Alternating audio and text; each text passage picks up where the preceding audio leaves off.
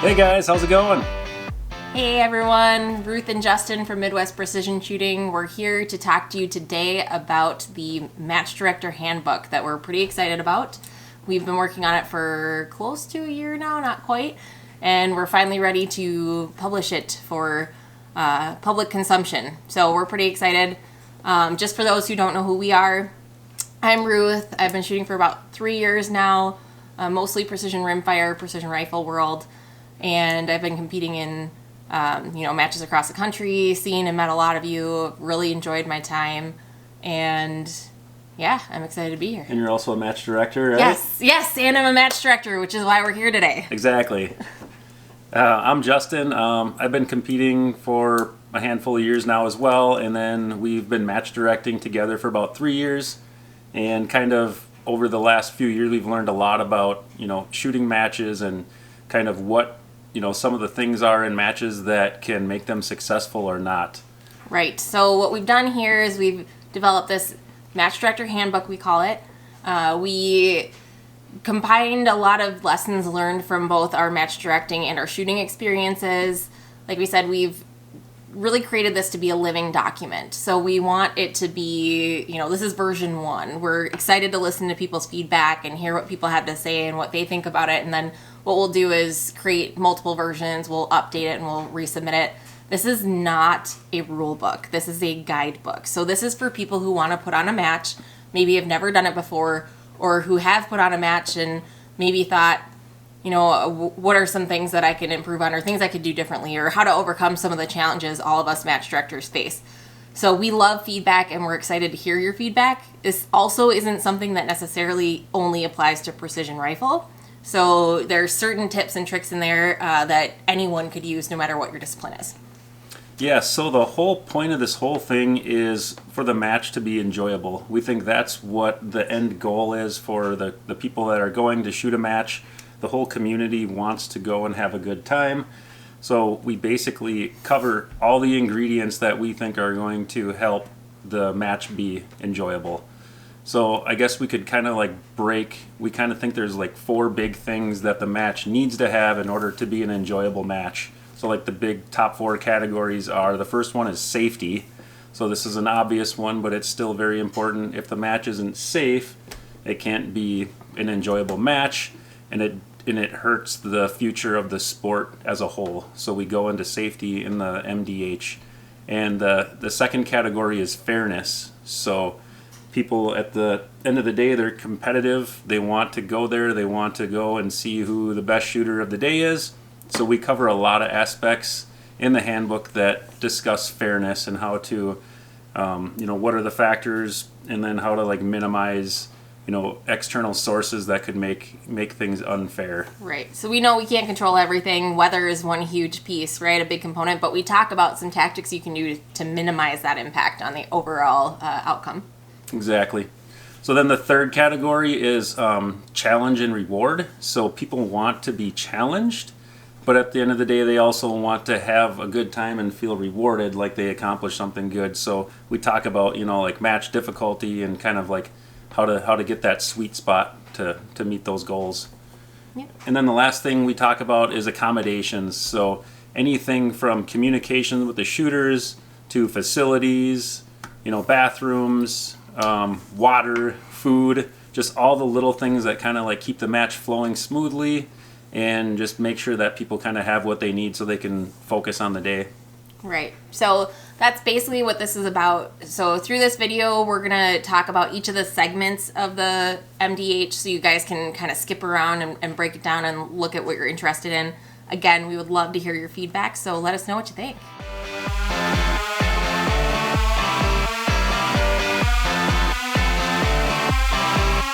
All right. So Ruth, what's the first section in the MDH? The first section is match preparation and communications. And I cannot stress how important this is to setting the tone for your match. So the first section of this area is logistics.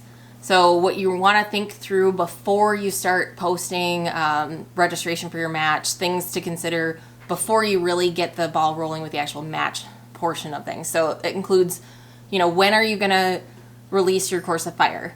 And are you going to allow people at the range the day prior to the match or the morning of the match? And at what point are you going to allow people in which sections of your range during that time period?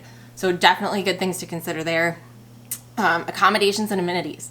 So this is everything from the bathrooms, which is so important to me on a personal level, but also things like having water accessible to people, things like that. Accommodations and amenities are something that, we even kind of overlooked our first year. So I had people walking from one end of the firing line all the way back to the bathrooms and back. And as a female shooter, having shot matches myself a little bit more now, I realize how inconvenient that is. So things like that we've learned and picked up that are really important to making your shooters a little more comfortable during the match. Food, yes, food is a huge one. So knowing how and when you're serving food, accounting for people who have allergies, things like that are just little things that you can do to make a big difference. Making sure that you have a solid plan for, providing that food to people. So if you're going to stop the whole match, those are things to consider versus we end up driving food out to people so they can continue to progress through the match. So things that are important to think about in advance. The dreaded prize table. So let's just take a second to talk about this. There is nothing that draws more drama online, aside from whether or not you should clean your gun, besides the prize table walk. So we think it's really important to think about how you want the prize table walk to go, especially if you're going to do cash payouts. So if you're going to do cash payouts, communicate in advance. Put that in your match description, not just that you're going to do cash payouts, but how much is going to be paid out to what classes and what order it's going to be paid. So it's really important to get that communication out there in advance because people start to get real weird when it comes to money, especially because we're all trying to pay for ammo, right? So definitely something to consider. We put some information in there about how we do our prize table, but more important than how you do it is communicating how you do it in advance. The match duration. We have a formula that we've created based on our experience with our own matches, how often or how long it takes each shooter to shoot each stage based on how long a couple of our matches have taken and then dividing the number of people. You can check out that formula in the Match Director Handbook, but make sure that you're considering things like daylight. If you have limitations on daylight, especially later in the year, make sure that you are not allowing too many shooters or too many people per squad or including too many stages for you to be able to complete that in the daylight that you have available. There's also travel considerations to keep in mind for people coming in from out of town. So make sure that you're keeping those things in mind as you're planning out how many stages, how many shooters per squad you're going to have, and how many squads at your match. The match description. So this is the most important piece, I think, of your logistics planning. If you include all the things that we just discussed in your match description, you're going to have a successful match because people signing up for your match are the type of people who want to shoot that type of match. If you have people who are going to complain about the prize table walk, but you explained how you're going to have your prize table walk go, they really don't have a leg to stand on. So it's not going to stop everyone from complaining, but what you're doing is you're setting expectations. If you're going to have a field type match and it's like a survival type match, and you're not going to have any bathrooms available and everyone has to bring their own water, that's the type of thing that you should make sure people know going into it, because then the people who sign up are the type of people who are interested in shooting that kind of match. So the match description comes at the top of the list of things that you need to be on top of. We also talk about communications. So that's communications to your shooters, your ROs, and your sponsors. So we talk about a couple tips and tricks for each of those. Maybe what the cadence is that you should be reaching out, what information to include in those communications. And we do have a couple examples for you to follow there as well.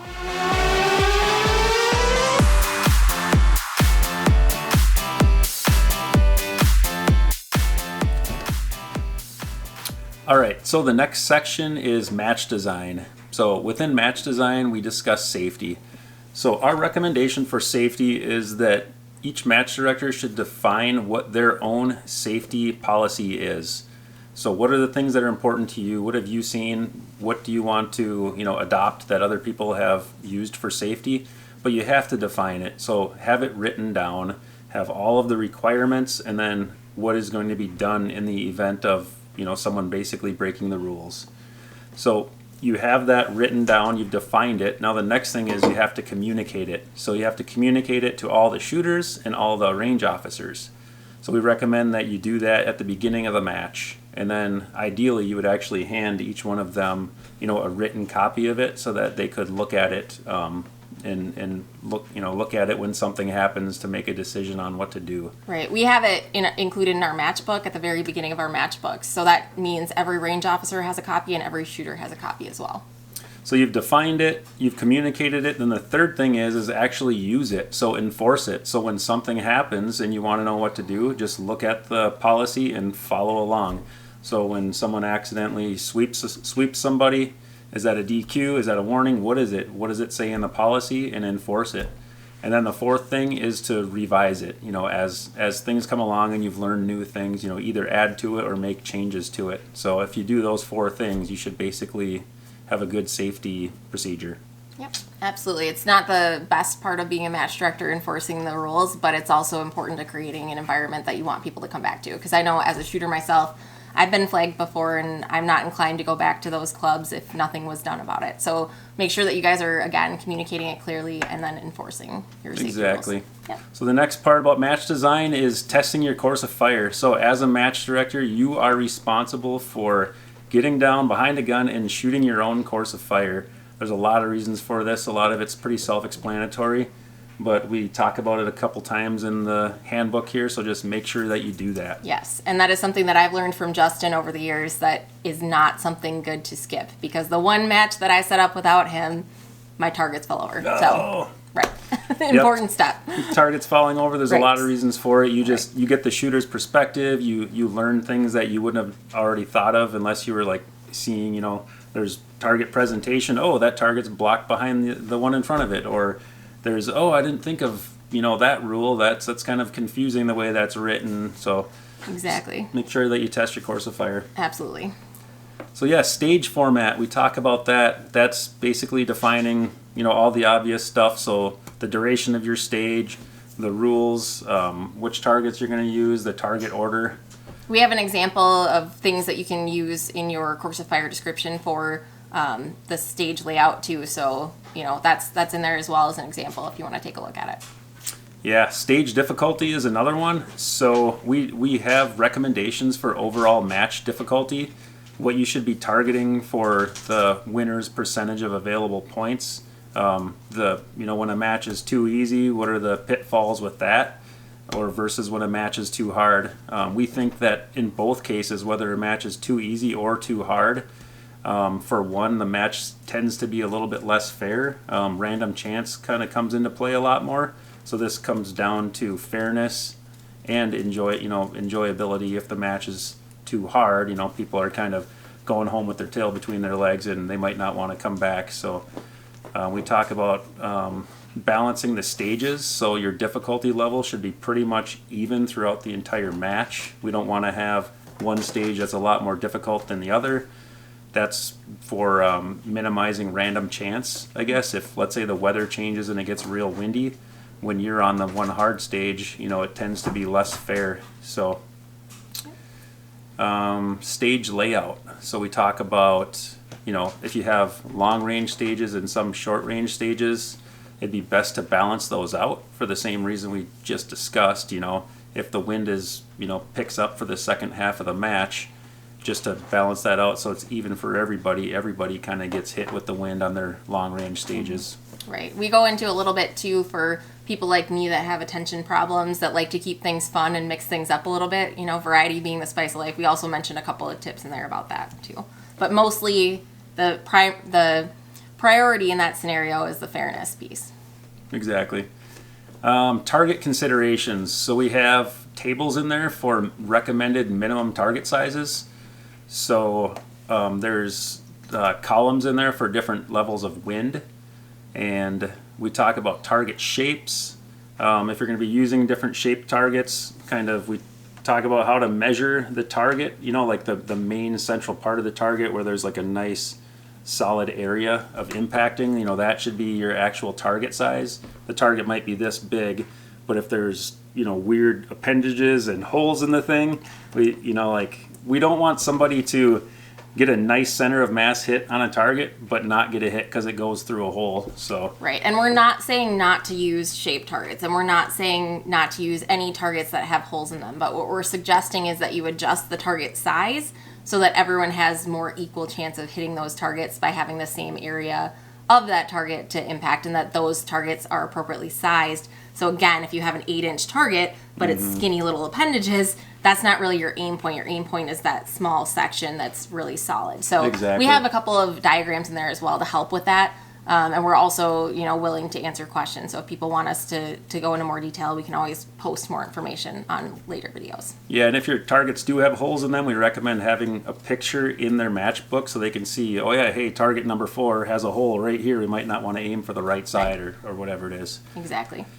Also, target reaction. So some targets will, react differently than others. Some of them tend to be more random in their reaction, so they might, swing side to side.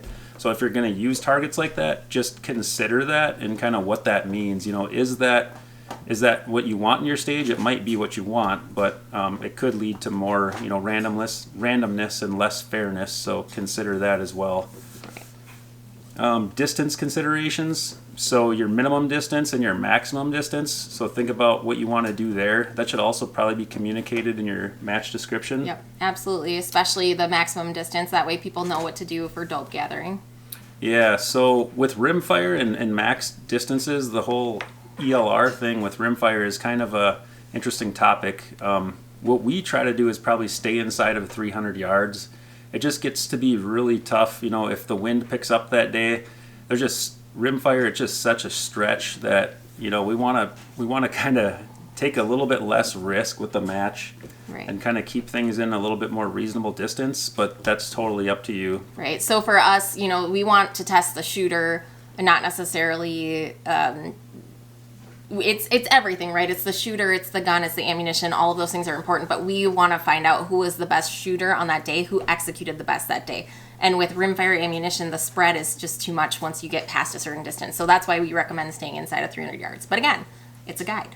It's not rules. Yeah, barricades and props. Sometimes there's props that are really too high for other shooters, so we've kind of learned that over time, that we have a max recommended prop height. If you want to go higher than that, you can, but we think that you should have alternate props where the shooter can kind of choose which one they want to use. Right. So if you want to have a tall tank trap, for instance, and you have a tall version and a short version, let the shooter decide which one they want to shoot off of. That's a more fair way of doing it versus having someone who's standing on their tippy toes, because anyone who's shot on their tippy toes knows that that's not nearly as stable as someone who's able to stand flat-footed. So again, we're trying to test who's the best shooter at executing, not who's the tallest person out there. Exactly. And there's things you can do if you had multiple prop sizes. You could just tell everybody that, hey, you have to shoot a kneeling position, you have to shoot a standing position.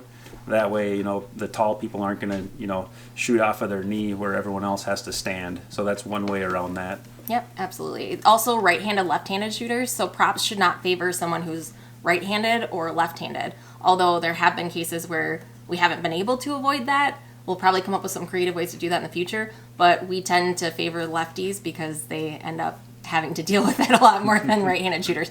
So just another thing to keep in mind, try and shoot your props both ways and make sure that you're able to manipulate the gun fairly either way. Yeah. Next category, random chance stages. So we kind of recommend not using random chance in a match. We want to see who was the best shooter of the day, who was the best prepared, has the highest level of skill, not the highest level of luck. Right, exactly. So pick a card stages or roll a dice stages. We don't recommend doing that. Every shooter should have the exact same experience, the exact same difficulty level. It's a competition, not a lottery. Right. So there are some creative ways to play with that a little bit. Like if you want it to be more of a mental thing and you want people to maybe have to change the order that they engage targets, or something like that. We generally try to stay away from that because even if you're engaging targets in a different order, you could get a lucky draw and engage them near to far or far to near or something easy. Exactly. Versus someone that isn't. But again, it's more of a continuum in that basis. So if you really want to test a certain thing, you can do it. Just know that that's a potential luck factor. Yeah, we have a whole section on hit to move stages. Hit to move stages are kind of an interesting topic. we're like, as time goes on, we're finding them less and less fair, I guess, and less useful. There's a lot of reasons, but if you're going to use hit to move stages, try to keep it where it's more of like an easier to more difficult progression. If there's a barrier smack dab in the middle of a hit to move stage or like right at the beginning, it tends to mess with the scores. Either someone gets past that and then gets a whole bunch of easy impacts after that, or they get stuck at it. So you kind of get this like 0 or 1 kind of thing. Right, and then that just increases the gap between the person who didn't get past that and the person who did, which is harder and harder to overcome. So the more things like that you have in the match, the more difficult it is to really determine who's going head to head if one person has one bad stage and it happens to be that one. Exactly. Yeah, there's a couple other reasons. One of them is it's a lot harder for the RO to track which shot number you're on when you're on a hit to move stage. A person could, spend, 2 or 3 rounds at one target and then continue on, and the RO doesn't know if they shot 11 shots or 10 or what. So Yep. if you're going to do that, just make sure the RO has a shot tracker and an impact Yep. tracker. Yeah. So then the next one's another one that might be unpopular with people, where we talk about dynamic targets. Yeah, so dynamic targets that move. So you've got spinners, snake charmers, movers.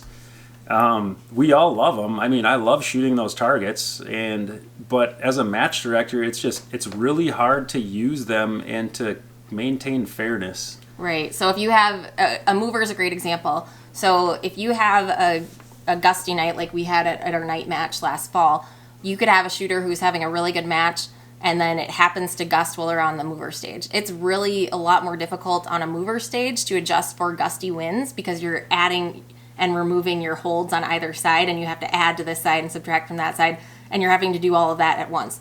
That's a much more difficult stage than you have a troop line and you're going out and you're adding, more consistent. So those are the types of things where, we have decided to minimize having those for score in our matches, and we're adding those more as side stages so that they are the more fun things, the gallery type shooting that we all enjoy and love.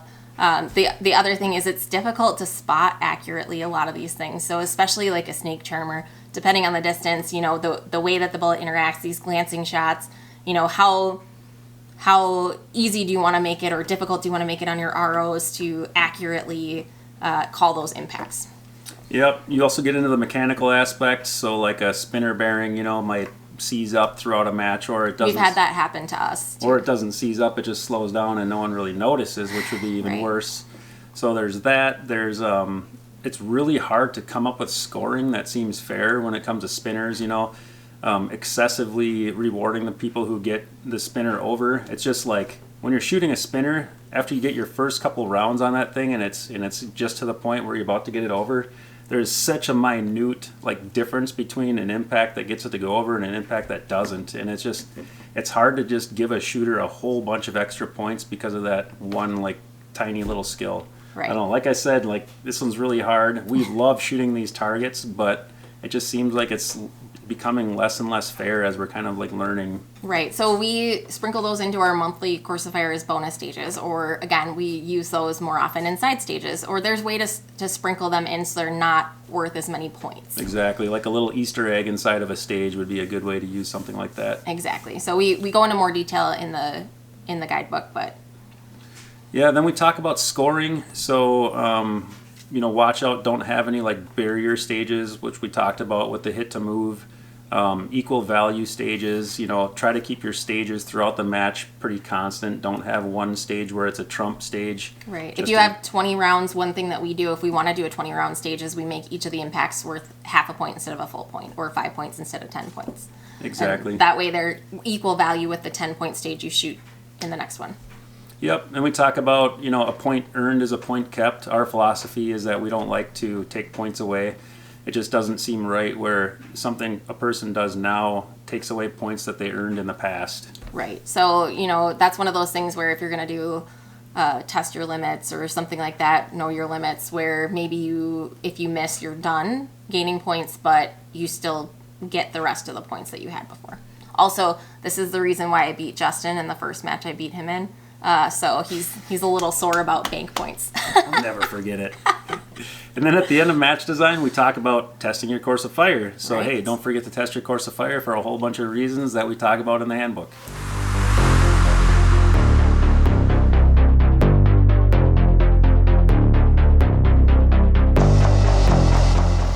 Okay, so our next section is all about match setup. So things that you need to know while you're actually physically working on setting up the match.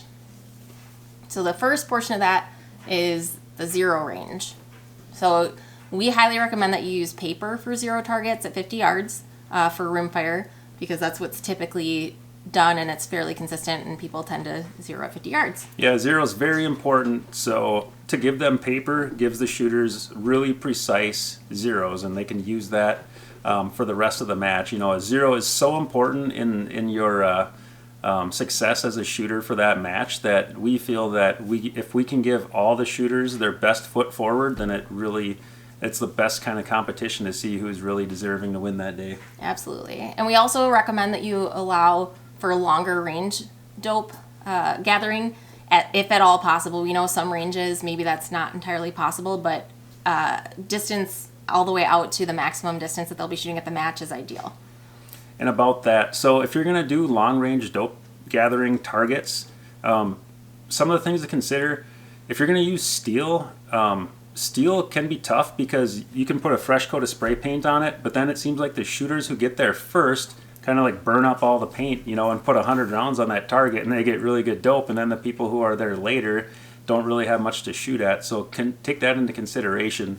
We like to use dirt berms. The dirt doesn't go away. Like every time you send a round into the dirt, you can see exactly where it splashes, and it just kind of seems like a really good, cheap, and easy way to do long-range dope. Right, so if you have the option, definitely dirt berms is huge. Let your shooters know what they're allowed to shoot at and what they're not allowed to shoot at is really important. And if you have an RO station there just to enforce that, that's also helpful. If you don't have dirt berms available, anytime you can introduce paper into the situation is ideal. 300-yard paper, not really realistic for rimfire, so we understand that you might have to make some accommodations there, but that's what we recommend. Yeah, if you do want to use paint, maybe just go down once an hour and refresh the paint, just so everyone gets, good dope. Right. So paper stages. One thing that's really important about paper stages is that if you're going to use them in your match, that you have them in a section where you can maybe take them down after a squad is finished without calling the whole range cold, and that'll allow you to continue keeping that scoring up to date throughout the day so you're not stuck with everybody waiting for you to score paper stages. We tend to avoid these as well, just for that reason. When you start getting 60, 70, 100 shooters, it starts to get really difficult to score, and there's a little bit of subjectivity that's involved in paper scoring as well. You also want to make sure that you have an RO there to monitor to make sure that people are shooting at their target and that they're not shooting more rounds than what's allowed. So the AccuShot challenge is one of those common things. We talk about that in the handbook as well, what our recommendations are with those, but just things to keep in mind. Yeah, target setup is another part about the match setup. So when you're setting your targets up, make sure that the stands they're on are going to be robust. Make sure that every shooter is going to get the same target presentation, so they're not turning to the side throughout the match. Ideally, they shouldn't, unless you want to have your targets hidden, the target should be, within clear line of sight of the shooting position. So just when you're setting up your targets, make sure that they're aimed towards the shooter, just kind of all those things so that you have a nice, robust, fair, consistent target presentation. Yep. And then target identification. Here's another one that we've seen a lot of mixed results at matches. So some people paint targets, some people don't paint targets. Some people use target markers, some people don't. Our preference and what we've gone to recently is numbered target markers. And we don't paint targets because there are certain stages where that gives somebody an advantage. We might paint them prior to the RO shoot, but they'll be all shot up for everybody once you start the actual scoring for the match. So that's our way of trying to keep things a little bit more fair so someone doesn't get more of an advantage over another. And we go with numbers rather than colors because some people are colorblind. So again, we're trying to keep in mind the different accommodations for people so that we can keep it as fair as possible. Yeah, and then consider when you're setting up your match, consider your shooting position that you're setting up for the shooters. They should have enough room. If it's a prone stage, there should be plenty of leg room for them. Also, the RO should have a nice spot right behind the shooter. That's going to help the RO. They can actually watch the bullets all day long and they can see what's going on. They'll know exactly what's a hit and what's a miss. If a shooter asks the RO, hey, how much was I off by on that last one, they can actually give them an accurate result instead of something that's like skewed because of side-to-side parallax. Make sure the shooter has clear line of sight of all the targets. Make sure, another thing to consider is that there's enough room for the squad to be positioned behind the shooting position. Ideally, there'd be enough room for everybody back there with spotting scopes to be watching what's going on.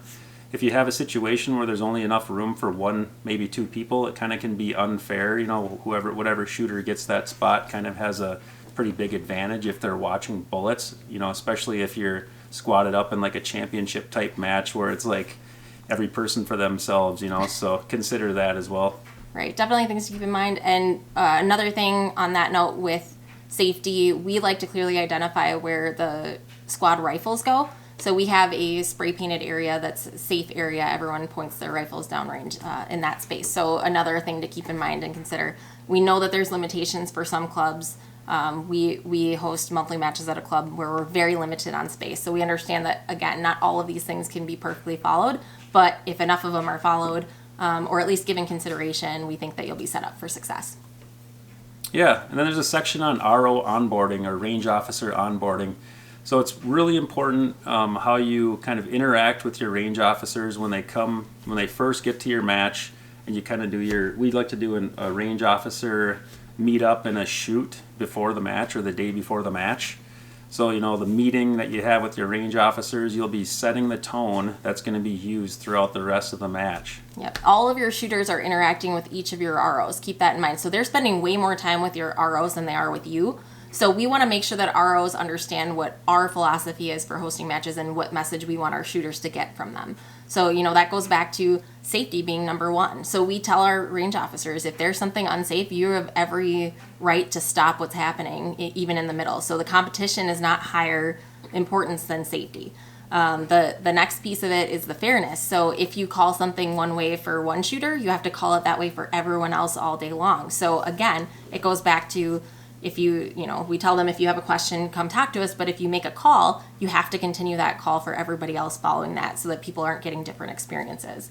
And then the last one is fun. We want people to come back to our matches. We want people to have a good time. There's very few people, if any, in this sport making money. So we're all here to have a good time. This is a hobby for us, not a career. So it's really important to us that our ROs make sure that while they are enforcing safety and that's very important, and they're also being fair, that they're also recognizing that people are there to have a good time, and we want them to have fun too. Yeah, and then the last part about setting up your match is, guess what? Testing your course of fire. Yeah, so if you test your course of fire, it's going to be a lot more successful of a match. Right, and we found too that adding this RO shoot the day prior is incredibly important for testing our practice score setup too. So I know from experience that there's a lot of little nuances in practice score, and if one thing goes wrong, it's much more difficult to solve after the match than it is to solve before you send the tablets out. So having the ROs shoot, having them score in the tablets the day before, it helps us tweak our course of fire and our scoring to make sure that we have a smooth match that day. Yep, not to mention it makes the ROs be the match experts. So the RO knows which stage is going to be theirs. They get some repetitions of scoring that stage for other shooters. It also gives the ROs a chance to shoot a match if they're new. So there's a lot of really good reasons for that RO shoot day. Absolutely.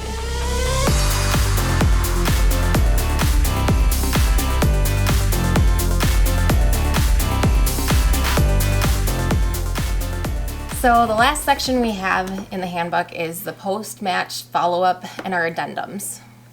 In our post-match follow-up, we have a few different sections, the first being shooter communications. One of the things that we do at all of our matches is we send a post-match shooter survey, and that's where we ask our shooters what their experience was like at the match. That's how we learned a lot of the things that we included in the match book as well, and how we've adjusted our matches to accommodate those pieces of feedback. So we don't accommodate every piece of feedback, which I can imagine everyone understands, but it helps us understand and gauge, for example, whether or not we should include mulligans in our match. That's a hot topic. And for our shooters anyway, 2/3 of people really want them to continue.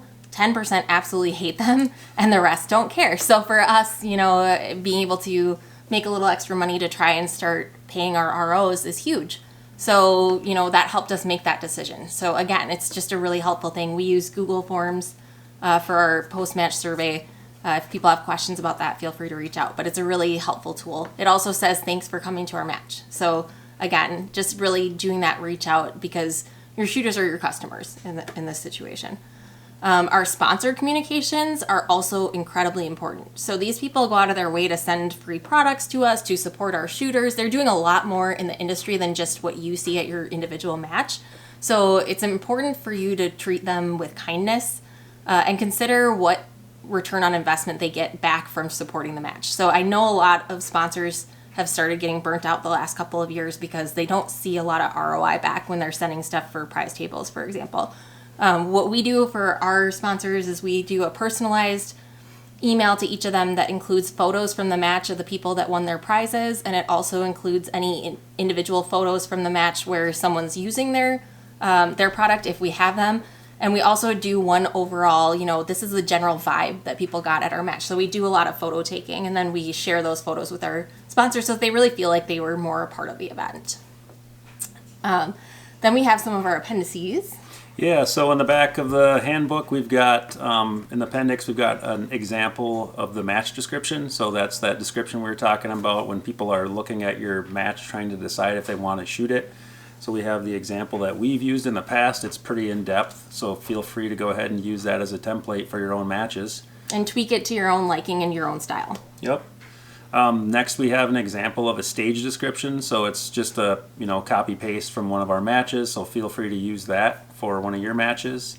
And then we also have our safety policy, so that kind of talks through all of our safety rules and procedures that we're going to follow. It also is what we read to the entire match at the beginning of the match brief. Exactly. So again, we're looking to build on this guidebook that we put together. We're really looking for other people to help contribute so that we can all get better at this as a whole. This is still a really relatively new sport, and we're all learning, and we'd like to learn together. So if you would like to download a copy and read through the Match Director Handbook, you can find it on our Facebook page. We'll put a link out to it, at least to the current published version of it, on our Midwest Precision Shooting Facebook page. So find us on Facebook, and that's where you'll find a link to the full handbook. Yeah, so thanks everybody for listening, and we hope to see you guys at one of our matches, or we can come shoot one of your matches, and yeah. Yeah, so we hope to hear from you guys. If you want to reach out, you can email us at midwestprecisionshooting@gmail.com. You can reach out on Facebook, or you can comment below. See you guys.